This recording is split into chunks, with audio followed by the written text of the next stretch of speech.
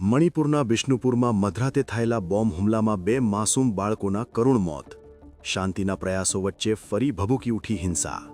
મણિપુરમાં ફરી એકવાર લોહિયાળ રમત રમાઈ, જેમાં આ વખતે 2 નિર્દોષ બાળકોનો ભોગ લેવાયો છે. મંગળવારે મધરાતે 1 વાગે જ્યારે આખું ગામ ઘસઘસાટ ઊંઘતું હતું, ત્યારે મોઈરાંગ ત્રોંગલાઓબી વિસ્તારમાં શંકાસ્પદ ઉગ્રવાદીઓએ એક ઘર પર બોમ્બ ફેંક્યો. આ ભયાનક વિસ્ફોટમાં ઘરમાં ઊંઘી રહેલા 5 વર્ષના માસૂમ પુત્ર અને માત્ર 6 મહિનાની માસૂમ બાળકીના કરુણ મોત નિપજ્યા છે, જ્યારે તેમની માતા ગંભીર રીતે ઈજાગ્રસ્ત થઈ છે.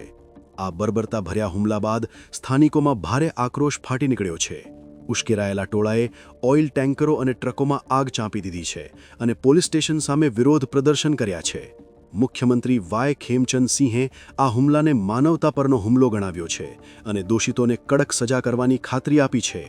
વર્ષ 2023-24ના વંશીય સંઘર્ષ બાદ માંડ શાંત થઈ રહેલા મણિપુરમાં આ ઘટનાએ ફરી અશાંતિ ફેલાવી છે. તમારા મતે માસૂમ બાળકોનો ભોગ લેતી આવી હિંસા અને રાજ્યની સુરક્ષા વ્યવસ્થા પાછળ ખરેખર કોનો દોષ છે?